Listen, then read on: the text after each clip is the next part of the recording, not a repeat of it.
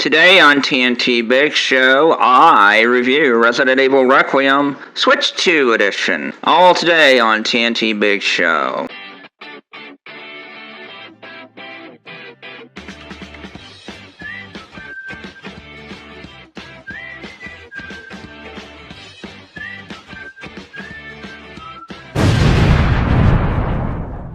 Hello, ladies and gentlemen, this is me, Michelle Tackett, and I am going to do the review for Resident Evil Requiem. My brother is a little bit under the weather, so it's going to be me doing it, but I wrote this for our blog. Go read the article, I recommend it. Took my time, and I really wanted to play through the game so that way you all could get a real feeling of what this game is about, what it's like. I don't like to rush through my feelings on a game, because sometimes they can turn out to be wrong. Sometimes they can turn out to be right. So the title is Zombies and Leon and Grace I. Is Resident Evil Requiem the best Resident Evil game ever? Review written by Michelle Tackett.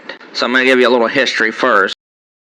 Resident Evil is one of my favorite video game franchises, but that doesn't mean Resident Evil hasn't had a few clunkers over the years. 5 and 6, the less said about those two, the better. Resident Evil had a redemption with 7 and 8, so the excitement level got really high for 9. Would it be able to keep the momentum going, or would it stumble? When Capcom finally showed off the first trailer for 9, it was called Requiem, and it blew me away. Capcom showed more footage and gave early gameplay sessions, and most people came away with positive feelings. Now that the game is in our hands, does it live up to the best Resident Evil games, or does it come up short? Let's dig in to find out. This is a review of the Switch 2 version. The story.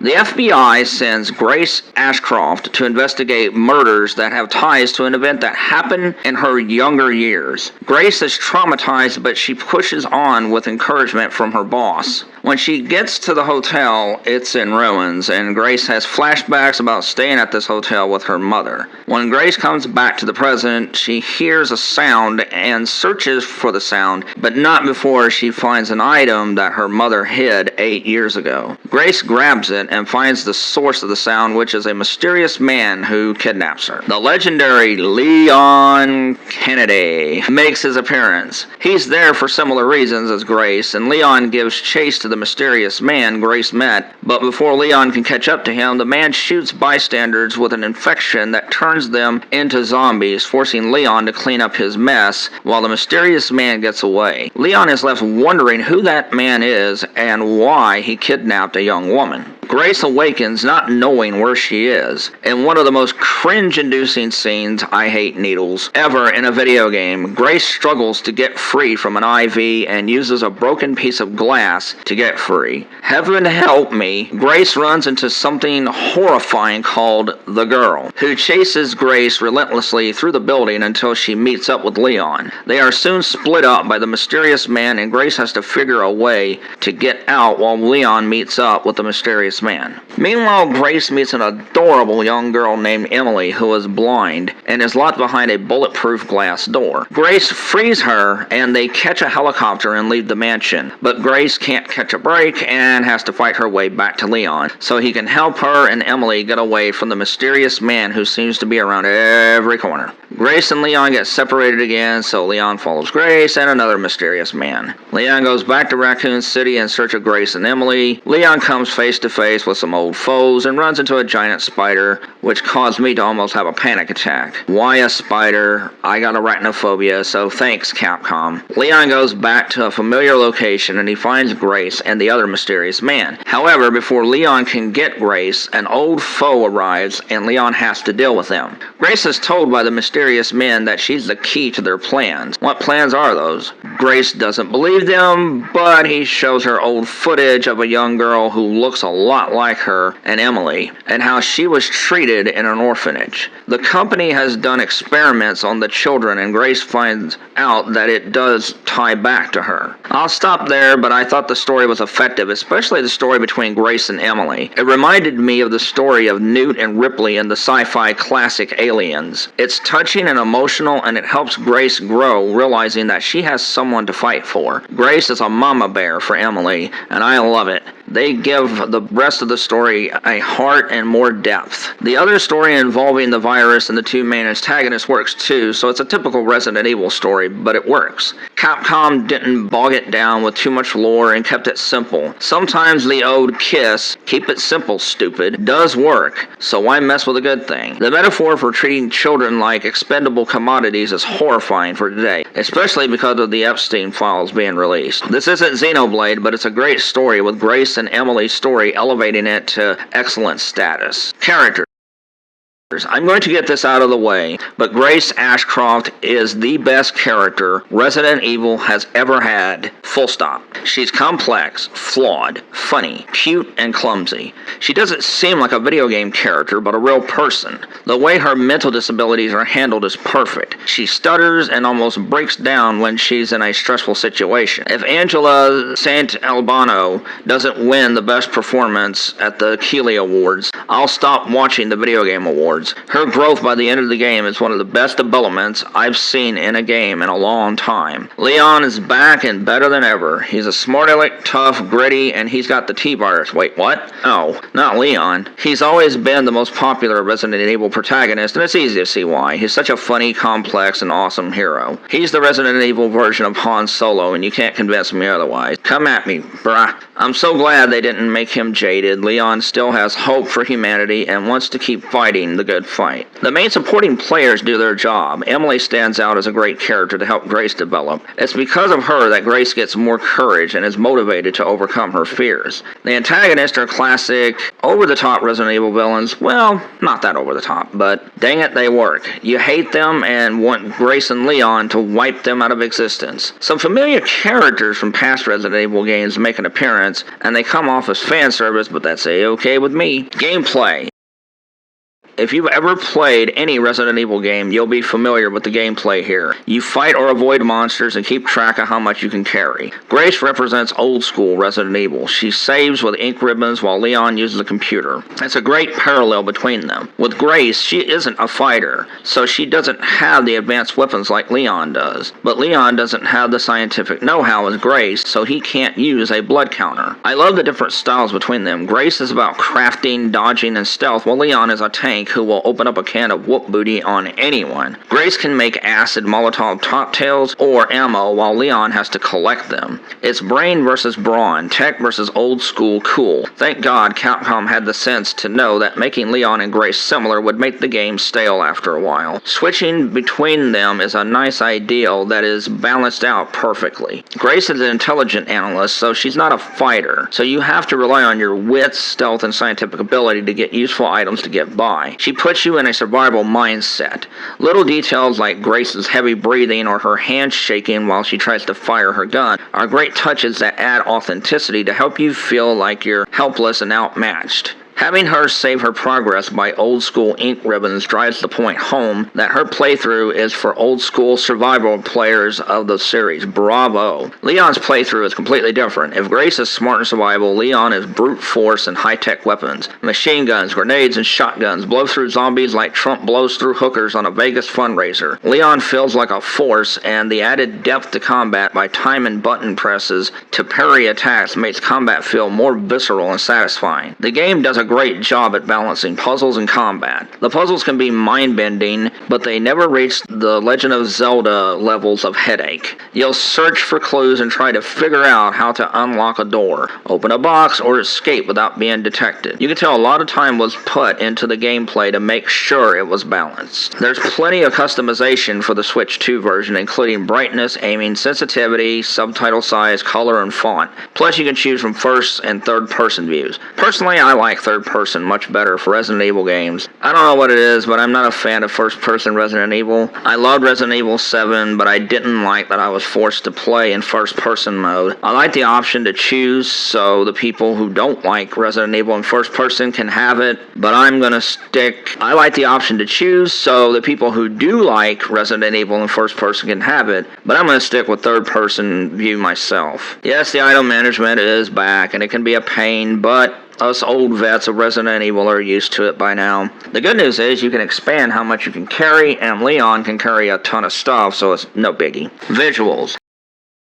I can't tell much of a difference when it comes to the Switch 2 and other versions. I will say that I prefer the Switch 2's color palette. Also, the ray tracing looks better than it does on the other console versions. You have to remember the Switch 2 has dual ray tracing cores that are more modern, while the Xbox and PS5 have a single core that's outdated. The textures are great, so are the shadows, and yes, the DLSS hair strikes again. Although after the first patch, the hair looks much better. So developers are getting better at using DLSS. Since I'm reviewing the Switch 2 version, it's the version I am focusing on. The visuals on the Switch 2 hold up against the other versions. After the latest patch, the game runs nearly perfect at 60 frames per second. Requiem is incredible in handheld mode as well, with no big dips in sight.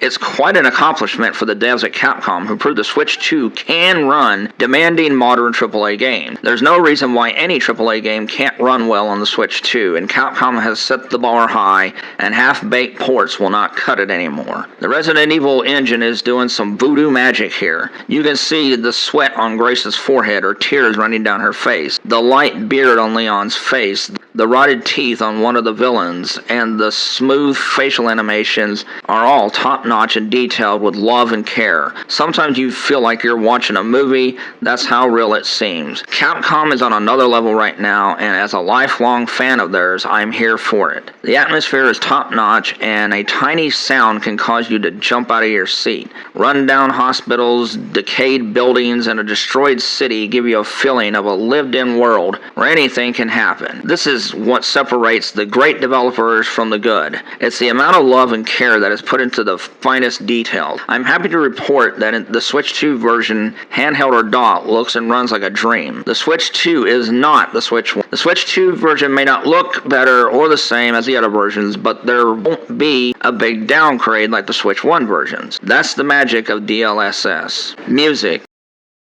It's typical Resident Evil music. Ambient noises, quiet piano keys, and strings play. Grace's music is quiet, and Leon's is up-tempo. Grace's music is more gothic, while Leon's is more old-school horror. I love the difference between their styles, which fits in with their different styles and gameplay as well. There's also a pop-rock song while the credits roll with lyrics. Through the Darkness, which is performed by Colin and Caroline, and composed by Niles Sato and Jennifer O'Donnell, wrote the lyrics. It's an effective song which tells the story and fits the mood of the game. Flaws. The item management will be a pain for some, but the only complaint I have is a personal issue. It's the hilarious amount of blood that spews out whenever you shoot or stab a monster. The amount of blood that shoots out can fill the screen sometimes. Did they get Peter Jackson to help with this game or what? For those of you who are scratching your heads, Peter Jackson did a movie called Brain Dead, which is also a zombie movie, and it's the goriest, bloodiest movie I've ever seen. Yes, that Peter Jackson of Lord of the Rings fame. I got wheezy a few times and had to pause the game. If blood and guts isn't your thing, stay away, stay far away. That's about it. This is a near perfect experience. Verdict. Resident Evil Requiem replaces 4 as my favorite entry in this legendary series. Tons of customization, you can play the game in gorgeous black and white. A great story, memorable characters, and fantastic gameplay put this at the top of the Resident Evil series. But its main protagonist, Grace Ashcroft, and her journey that elevates this game to higher levels. The way she handles her mental issues and her story with Emily are the best in the series history, and it'll be tough to top them. Resident Evil Requiem is a must-play for any gamer who loves survival games, horror games, and games in general. The Switch 2 version stands shoulder to shoulder with the other versions when it comes to visuals, and that's a heck of an accomplishment for Capcom, and it sets a new bar for third-party ports going forward. Get this game, it's a modern classic. Michelle Nantucket, I scored this game a 10 out of 10. Pros, incredible story, tons of post-game content, Grace is the best Resident Evil protagonist ever, Leon's back, combat is so visceral, intelligent puzzles, tons of customizations, Grace and Emily give the game heart. Cons, the blood and gore can be a bit much, and item management can be a pain. So those are my thoughts. Yeah, this was a long review because I really wanted everybody to know what I felt about it, what's good about it, and just to kind of give my own thoughts. You know what I mean? Like, I'm not reading from a script now. But yeah, sometimes the item management will get on your nerves a little. It will, but that is nothing really. I love the overall experience, and is it worth the money? Absolutely. It is when you first play it, about a 15 to 20 hour game. 20 hours to 100% it, about 15 hours to beat it. But there's so much. Like, I'm still doing, like, I'm on insanity mode right now. And boy, oh boy, is that just a whole nother beast. If you think insanity is just hard, only a little further, you're wrong. Some of the items are in different places. Some of the puzzles are different. The enemies are just so much more aggressive. Not just tough, but aggressive. So, if you want to try this game out on insanity, do it at your own risk. Don't come to me crying. That being said, I think this game is just, it's the cat's pajamas. And I will say this, I like the fact of how easy switching weapons is now, and I like Capcom is nailing it. There is no contest. They're the best third-party developer right now, publisher. It's not even close. It's not. There's not a publisher on their level right now. That may be changing with Konami because the new Silent Hill remakes and Metal Gear Solid and a brand new Castlevania game. I'm there. I'm so there. But until Konami can prove what they can do again, dedicating themselves to video games, right now, Capcom is just the runaway favorite. They are the best publisher and developer when it comes to third parties in the world. I'm sorry, you know, I know some people want to say other companies. No, it's not even close. It's not. So really, I can't stop talking about it. But I'm going to. If you like this video, please hit the subscribe button and ring the notification bell. That'll keep you updated on our newest releases. Also, I really humbly ask to like the video if you like it. Don't forget to like and don't forget to comment because that'll help with the algorithm. And subscribe and ring the bell. We do want to get more subscribers, we're not going to lie. That'll be awful nice. And thank you to our new Patreons. We got some new Patreons and one new paid one. Thank you very much. And you're going to see a lot more of us, whether you love us or you hate us. Have a wonderful day, ladies and gentlemen. Thank you for staying to the end of the video and watching it. If you like all of our videos, don't you join our other social medias like TikTok, Discord, Reddit, Instagram, Thread, X, and our WordPress blog. You can also support us by joining Patreon for as little as $1 a month, where you will get exclusive content, uncut videos, behind the scenes, watch that trailer, Jack's joke of the week, and my sports input. If you join the $25 tier, I will send you an autographed copy of The Buzzies for free. If you love horror movies and independent content, we're a great place to come and visit because we love supporting other independent creators and stuff. When you support us, you're supporting people who do all of this by ourselves. Me, Michelle, I'm the editor, I'm the director of the videos, I'm the producer, Sean's the executive producer and content creator. So thank you everybody, and please look into supporting our Patreon as it really does help out. Just $1 a month. Thank you and have a wonderful day.